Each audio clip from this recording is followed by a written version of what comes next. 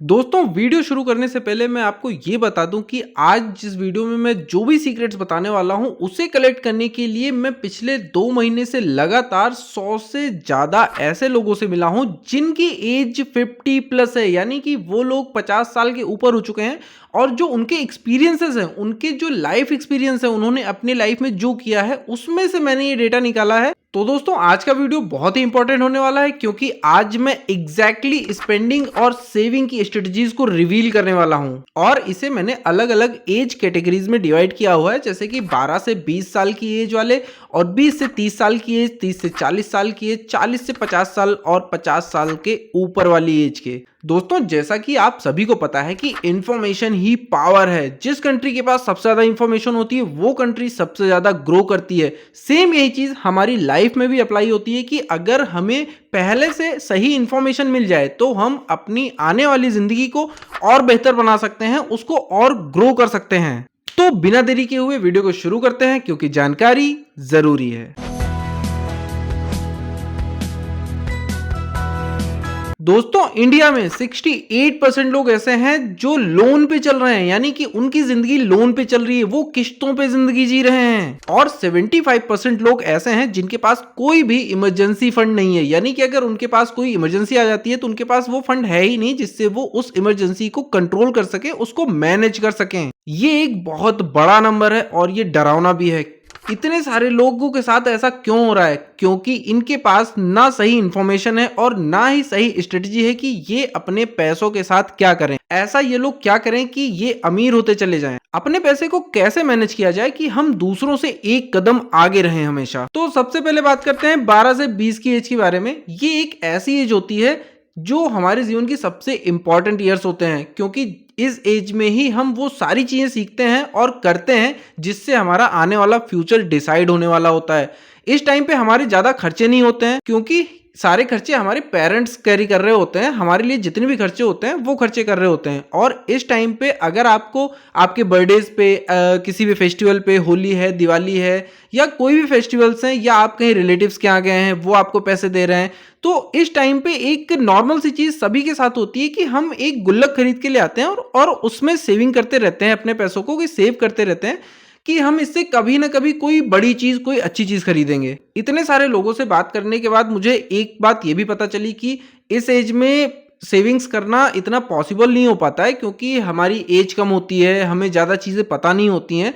हमें सिर्फ ये सिखाया जाता है कि गुल्लक में पैसे डालने हैं। लेकिन अगर आप चाहें तो इस एज में भी सेविंग की जा सकती है, भले ही थोड़ी सही। जैसे कि अभी जो इंडिया का बजट पेश किया था निर्मला सीतारमण ने, उसमें उन्होंने एक एनपीएस वात्सल नाम की स्कीम लॉन्च की थी, जिसमें कि जब कोई बच्चा पैदा होता है तो उसके नाम से ही उसके पेरेंट्स एक अकाउंट खोल देते हैं और उसमें कोई छोटा सा अमाउंट इन्वेस्ट करना शुरू कर देते हैं। इसमें आप 500, 1000, 2000 हर महीने जो भी आपकी इच्छा हो, जितना मिनिमम अमाउंट कर सकें या मैक्सिमम भी आप कर सकते हैं, तो कोई दिक्कत नहीं, आप छोटे अमाउंट से इसमें शुरुआत कर सकते हैं। इससे क्या होगा कि जब आपका बच्चा बड़ा होगा, अब 12 साल का होगा, उसके पास कहीं से पैसे मिल रहे हैं, उसको रिलेटिव से मिल रहे हैं या उसने कोई प्राइज मनी जीती हुई है, तो उन पैसों को वो गुल्लक में रखने की बजाय इस अकाउंट में ही जमा करता हुआ चला जाएगा। और जब वो 18 साल का हो जाएगा तो वो अकाउंट उसको हैंड ओवर कर दिया जाता है बच्चे को, कि अब वो अकाउंट उसको ऑपरेट कर सकता है ऑफिशियली। उसके पहले तक उसके पेरेंट्स उसके बिहाफ में उस अकाउंट को ऑपरेट करते हैं। तो सोचिए 18 साल तक में जो पेरेंट्स ने उसमें कंट्रीब्यूट किया हुआ अकाउंट में वो पैसे, और जो उस बच्चे को मिल रहे हैं वो पैसे भी वो उस अकाउंट में जमा करते हुए चले जा रहा है, सेव करते हुए चला जा रहा है, उसके साथ अपनी स्पेंडिंग भी कर रहा है।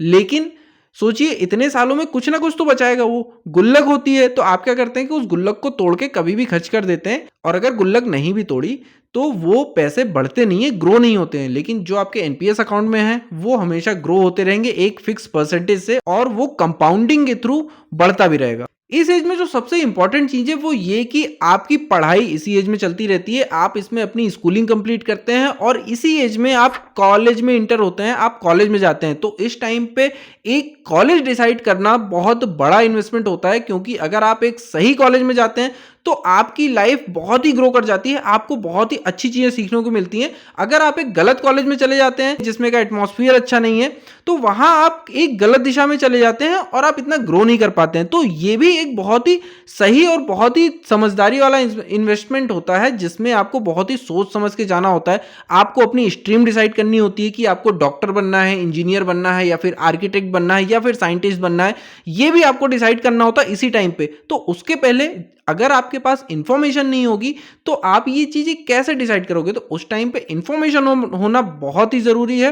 तो ये चीजें आपको बहुत ज्यादा ध्यान रखनी है। साथ ही साथ आपकी इन्वेस्टिंग भी चलती रहेगी, और हो सकता है कि इसी टाइम पे आपको कोई बिजनेस आइडिया आ जाए, क्योंकि आजकल बहुत सारे छोटे बच्चों के दिमाग में आइडियाज बहुत सारे आते हैं। अब मान लीजिए कि आपको इस एज में, जब आप 18 साल के होते हैं, तो आपको स्पोर्ट्स में ज़्यादा मन लग रहा है। अब आपको एकेडमी में एडमिशन लेना है, तो हो सकता है आपने जो थोड़े थोड़े पैसे जमा किए हैं वो पैसे भी आपके काम आ जाएं। आप जब बाहर जा रहे हो तो उससे आपकी सेविंग से आपके खर्चे चल सकें। हो सकता है आपको कोई नई क्रिकेट की किट चाहिए हो, या जो भी स्पोर्ट्स आप खेलने जा रहे हैं उसका सामान चाहिए हो, तो वो आप एक बार में इसमें से ले सकते हैं। प्लस जो पैसे बचे रहेंगे वो आगे काम आते रहेंगे। तो मोरल ऑफ द स्टोरी ये है कि 12 से 20 की एज में आपके पास जो पैसे हैं, जो आपके पेरेंट्स ने आपके लिए सेव किए हैं, या आपने अपने खुद के खर्चों से बचा के, अपनी पॉकेट मनी से बचा के सेव किए हैं, उनको खुद के ऊपर खर्च करना है, अपनी स्किल्स को बढ़ाने पे खर्च करना है। अगर आपको कोई स्पोर्ट्स पसंद है उस पर खर्च करना है। कुल मिला के अपनी स्किल को इंप्रूव करना है, क्योंकि यही वो चीज है जो आपको फ्यूचर में काम आने वाली है। बाकी कोई दूसरी चीज काम नहीं वाली है। सबसे इंपॉर्टेंट यही चीज है, खुद को ग्रो करो, खुद पे इन्वेस्ट करो। उससे बड़ा इन्वेस्टमेंट कुछ भी नहीं है। और इन पैसों को एनपीएस अकाउंट में रखने का फायदा ये है कि ये कंपाउंडिंग के थ्रू ग्रो होते रहेंगे, कि जितने पैसे आपने रखे हुए हैं वो हमेशा बढ़ते भी रहेंगे, तो आपको हमेशा बढ़े हुए पैसे मिलेंगे। तो आगे बढ़ते हैं 20 से 30 की एज पर। ये जो एज होती है दोस्तों, ये सबसे क्रूशियल एज होती है, बहुत ही इंपॉर्टेंट एज होती है, क्योंकि इस टाइम पर गलतियां करना बहुत ही आसान होता है। हम जरा सी मिस्टेक से दूसरी दिशा में निकल जाते हैं, जिससे हमारा आने वाला फ्यूचर बिल्कुल ही डिस्ट्रॉय हो सकता है। और इसमें सबसे ज़्यादा हेल्प करती है हमारी पिछली आदतें, जो हमने 20 साल तक अपनी दिनचर्या में इन्वॉल्व की हैं, जो हम करते आ रहे हैं वो बहुत ही हेल्पफुल होती हैं। लेकिन इस टाइम पे आपको क्या करना है, क्या नहीं करना है, ये बहुत इंपॉर्टेंट है। जैसे कि इस एज के बीच में ही आपकी एक अच्छी इनकम भी शुरू हो जाती है। किसी की 22 साल में शुरू हो जाती है, किसी की 25 में शुरू हो जाती है। यानी कि 20 से 30 की एज में आपकी इनकम शुरू हो जाती है। लेकिन जिनकी इनकम शुरू नहीं होती, वो क्यों नहीं शुरू होती है? क्योंकि वो कहीं दूसरी दिशा में चले जाते हैं। वो कॉलेज में हैं, लेकिन कॉलेज की पढ़ाई को छोड़कर अपनी डिग्री पे कंसंट्रेट ना करके वो कहीं किसी पॉलिटिशियंस के पीछे रैलियों में जा रहे होते हैं, या फिर वो दोस्तों के साथ किसी अलग चीज में निकल जाते हैं जो उनकी फील्ड से बाहर है, जो उनकी लाइफ को इतना अफेक्ट करने वाला है कि उनकी इनकम नहीं होगी। इस एज में एक बहुत बड़ी प्रॉब्लम ये भी होती है कि जब लोगों की सैलरी आना शुरू होती है, उनकी जब इनकम शुरू होती है, तो वो उस मोमेंट को जीना चाहते हैं और फ्यूचर की बिल्कुल भी सोचते ही नहीं है। बस सोचते हैं कि यार आज की जिंदगी है, बाद की जिंदगी जब आएगी तब देख लेंगे। और ये जब का तब देखेंगे, ये एटीट्यूड ही आज के यंगस्टर को ले डूबता है। यही वो एज होती है जब यंगस्टर क्या करते हैं, जैसे उनकी जॉब लगती है, उनको बैंक्स वाले क्रेडिट कार्ड्स ऑफर करते हैं, और वो क्रेडिट कार्ड्स को लेके उन पैसों को खर्च करने लगते हैं जो उनके पास है ही नहीं। और जब इसकी लत लग जाती है तो ये फ्यूचर में कम नहीं होता कभी भी, ये फ्यूचर में बढ़ता ही चला जाता है, और एक ऐसे ट्रैप में आप फंस जाते हैं कि उससे निकलना लगभग बहुत मुश्किल होता है। इसके बाद जो दूसरी मिस्टेक करते हैं यंगस्टर्स, नौकरी लगने के साल 2 साल के अंदर ही घर ले लेते हैं।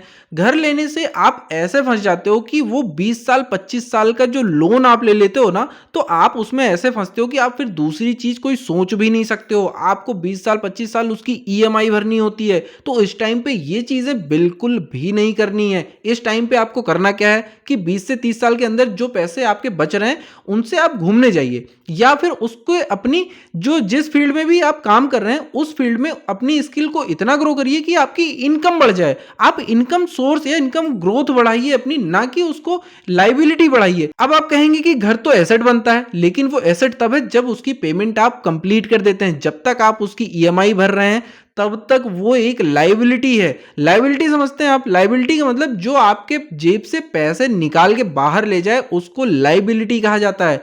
तो घर एक लाइबिलिटी बन जाता है आपके लिए, क्योंकि हर महीने उसकी ईएमआई आप पे कर रहे हैं, उसके लिए आपको काम करना ही करना है। हो सकता है कि आपको 5 साल बाद, 30 साल जॉब करने के बाद या 32 साल तक करने के बाद आपके पास कोई बिजनेस आइडिया आ जाए। अब आपको अपना स्टार्टअप शुरू करना है, लेकिन अब आपने चूंकि 25 साल का लोन लिया हुआ है घर का, तो आप जॉब छोड़ नहीं सकते, क्योंकि फिर आप ईएमआई कैसे पे करेंगे, ये दिक्कत हो जाती है।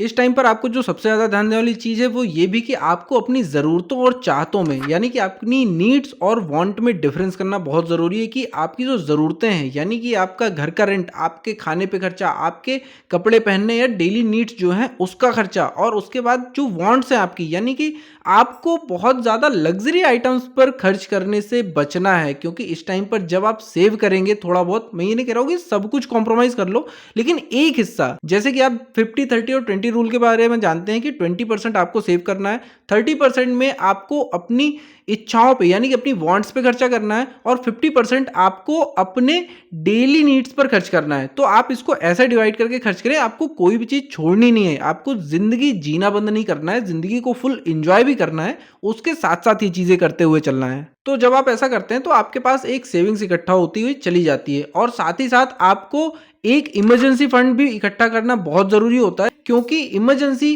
कभी भी बता के नहीं आती है, वो कभी भी आ जाती है। और इमरजेंसी फंड का मतलब है कि आपके जो डेली खर्चे हैं, मतलब जो आपके हर महीने का खर्चा है, आप महीने का जोड़ लीजिए कि एक महीने में अगर आपके 10,000 रुपये खर्च हो रहे हैं, तो आपके पास मिनिमम 6 महीने से लेके साल भर तक का खर्चा फिक्स रखा होना चाहिए। कि अगर आपकी जॉब चली जाती है, या कोई पेंडेमिक आ जाता है, सारी फैक्ट्रीज बंद हो जाती हैं, या आपको कोई भी दिक्कत हो जाती है, आप बीमार हो जाते हैं, घर में कोई बीमार हो जाता है, या घर पे एक्स्ट्रा फ्लोर बनवाने का काम अर्जेंट में आता है कि यार अभी बनवाना ही बनवाना है, बहुत ज़रूरी है, तो ये चीज़ें इमरजेंसी फंड से आप कंप्लीट कर सकते हो। और इमरजेंसी फंड को एक ऐसे अकाउंट में रखो जिसमें आपको हाई इंटरेस्ट भी मिलता रहे, और आप उसको जब चाहो एक दिन के अंदर आप उसको विड्रॉ कर सको। तो दोस्तों 20 से 30 साल के बीच में आपको करना क्या है कि जब आपकी इनकम शुरू हो जाए तो उस इनकम को अपने ऊपर खर्च करना है, उससे घूमना फिरना है, अपनी लाइफ को भी एंजॉय करना है। ऐसा नहीं कि सारे पैसों को बस आप इन्वेस्ट ही करते जाओ। और अगर इन्वेस्टिंग शुरू कर सकते हो, सबसे पहले तो आपको अपनी स्किल बढ़ाने पे इन्वेस्ट करना है। उसके बाद भी अगर आपके पास कोई पैसा बच रहा है तो उसको कहीं ना कहीं इन्वेस्ट करना है। आप म्यूचुअल फंड में इन्वेस्ट कर सकते हैं, आप स्टॉक्स में इन्वेस्ट कर सकते हैं, या कोई ऐसा एसेट बिल्ड कर सकते हैं जो एसेट आपको इनकम क्रिएट करके दे, ना कि आपकी लायबिलिटी बढ़ाए। इसके बाद आती है 30 से 40 की एज। ये वो एज होती है जब आपकी रिस्पॉन्सिबिलिटीज बढ़ जाती हैं, आपकी शादी हो चुकी होती है, आपके बच्चे हो चुके होते हैं, और आपके जो खर्चे होते हैं वो भी बढ़ चुके होते हैं। इस एज के अंदर आपको क्या क्या चीज़ें करनी होती हैं? इस एज के अंदर आपको अपने इन्वेस्टमेंट को बढ़ाना होता है। अगर आपने शुरू इसके पहले इन्वेस्टमेंट कर दी है 20 से 30 के बीच में ही, अपनी जॉब लगने के टाइम पर ही, जब से आपकी इनकम शुरू हुई है उससे थोड़ा सा अमाउंट अगर आप सेव कर रहे हैं, तो उसमें ही आप अपनी सेविंग का जो प्रपोर्शन है वो बढ़ा सकते हैं, उसको और ज़्यादा इन्वेस्ट कर सकते हैं। उसके साथ ही आपके पास एक बड़ा अमाउंट जो होगा, जो आप सेविंग करके इकट्ठा करें, उससे आप कोई एसेट बिल्ड कर सकते हैं जिससे आपकी एक पैसिव इनकम आने लगेगी। एसेट बिल्ड करने का मतलब मैंने पहले भी बताया कि घर खरीदना नहीं है। अगर उस घर को खरीद कर आप उसमें से पैसे नहीं अर्न कर पा रहे हैं तो वो एक एसेट नहीं है। आपको कुछ एसेट इस 30 से 40 की उम्र में एक दो एसेट ऐसे क्रिएट करने हैं, चाहे वो छोटे हों चाहे बड़े हों, कि अगर आप घर पे बैठ भी जाएं या काम ना भी कर रहे हो, आपकी तबीयत खराब हो जाए, जब आपकी कंपनी आपको पैसे ना कर रही हो, पे नहीं कर रही हो, तो उन एसेट से आपकी इनकम आती रहे, आपके घर के खर्चे चलते रहे, आपके बच्चों की स्कूल की फीस जाती रहे, उनकी जो स्टडीज़ हैं उनमें कोई भी डिफिकल्टीज ना आए, उनको कोई भी टेंशन लेने की ज़रूरत ना पड़े, और ना ही आपके दिमाग पर इतना प्रेशर आए कि आपको पैसे कहाँ से लेके आने हैं। कौन से बेस्ट एसेट्स ऐसे हैं जो आपको पैसिव इनकम बना के देंगे, ये मैंने पहले वीडियोस में बनाया हुआ है, तो आप उसको जाके भी एक बार चेक कर सकते हैं। और उसमें मैंने 3 ऐसे एसेट्स भी बनाए हुए हैं जो बिल्कुल फ्री हैं, जिसमें पैसे भी नहीं लगते हैं। तो आपको 30 से 40 की एज में सबसे पहले तो आपको एसेट बिल्ड करना है, ऐसे एसेट्स जिससे आपकी पैसिव इनकम आती जाए। क्योंकि आप कोई सुपरमैन नहीं हो कि आपकी जो वर्किंग कैपेबिलिटी है वो कम नहीं होगी, एज के साथ साथ आपकी इम्यूनिटी कम होगी, आपकी वर्किंग जो स्पीड है वो कम होगी। तो आपके पास एक पैसिव इनकम ऐसी होनी चाहिए, चाहे वो आपने म्यूचुअल फंड में इन्वेस्ट करके रखा हो, स्टॉक्स में करके रखा हो, एक बंच ऑफ अमाउंट हो, या आपको मंथली सैलरी भी चाहिए, क्योंकि हर महीने का खर्चा भी करना है। क्योंकि जो म्यूचुअल फंड है और स्टॉक मार्केट है वो एक मुश्त है, वो कुछ सालों के बाद आपको रिटर्न देने वाला है ढेर सारा। लेकिन जो हर महीने आपकी नीड्स हैं उसको पूरा करने के लिए आपको एक दो एसेट्स ऐसे बिल्ड करने पड़ेंगे जिससे कि आप जब घर पे बैठे रहो, जब आप काम करने की इच्छा ना हो आपकी, आप काम नहीं कर रहे हो, या हो सकता है किसी प्रॉब्लम की वजह से आपकी जॉब चली जाए या कुछ भी रीजन हो सकता है, तो आपके पास कम से कम जो डेली खर्चा है उसकी टेंशन आपको नहीं होनी चाहिए। तो इसके लिए आपको एसेट बिल्ड करने पे पूरा फोकस देना है 30 से 40 की उम्र में। साथ ही साथ इन्वेस्टिंग भी करते रहना है, उसको अवॉइड नहीं करना है। कहाँ इन्वेस्ट करना है, कैसे इन्वेस्ट करना है, इसकी पूरी जानकारी मैं बहुत अच्छे से सिखाते रहता हूँ अपने वीडियोस में, तो आप उनको भी एक बार रीचेक जरूर कर लीजिएगा। बाकी यहाँ मैं नॉर्मल सी चीज़ें आपको बता रहा हूँ कि अपनी ज़िंदगी में क्या क्या चीज़ें करनी चाहिए, क्या क्या चीज़ें नहीं करनी चाहिए। तो ये एक ओवरव्यू मैं दे रहा हूँ इस वीडियो में।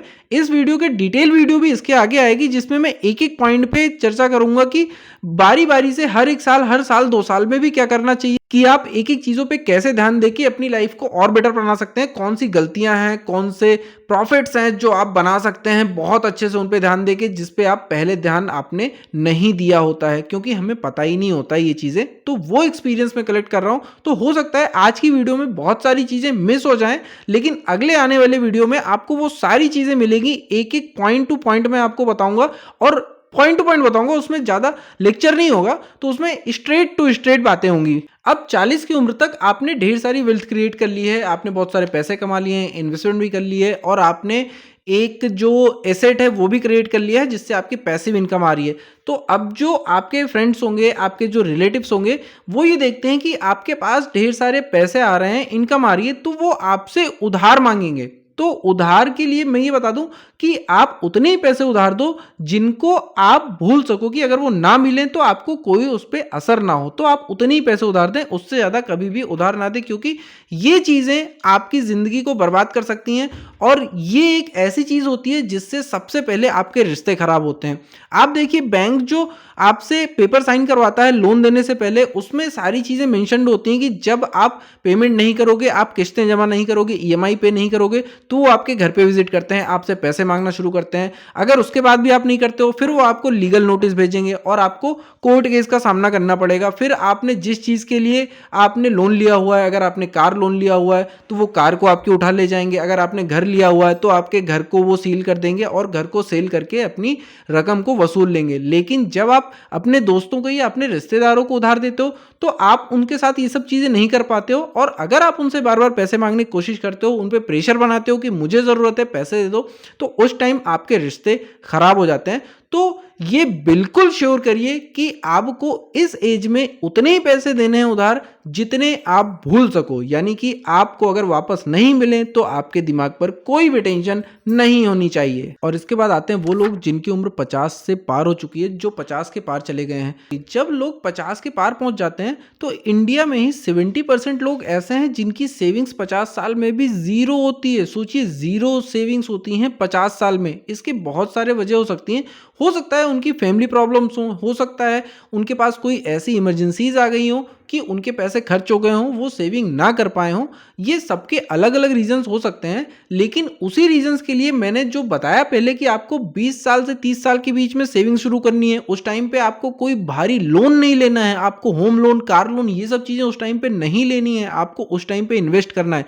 अगर आपने उस टाइम पे थोड़े पैसे भी इन्वेस्ट किए होते तो वो 50 साल तक आते आते करोड़ों हो जाते, और 50 साल में आपको कोई भी टेंशन लेने की जरूरत नहीं होती। इसको एक एग्जांपल से समझते हैं कि मान लीजिए आपने 25 साल की उम्र से 10,000 रुपए एसआईपी करना शुरू किया है, तो 50 साल की उम्र तक यानी कि 25 साल के बाद वो पैसे बढ़कर लगभग 3.5 करोड़ रुपए हो जाते हैं। तो ये है कंपाउंडिंग का मैजिक। तो इन्वेस्टिंग जरूर कीजिए, और जब 50 साल के होते हैं तो जब ये पैसे आपके पास होते हैं तो आप फ्रीली रिटायर हो सकते हो, आपको कोई टेंशन नहीं होती है। रिटायर होने के बाद भी आप बहुत सारी चीज़ें कर सकते हो। रिटायर होने का मतलब ये नहीं कि आप आके बिस्तर पे लेट गए, बैठ गए, या आप कुछ करने लायक नहीं हो।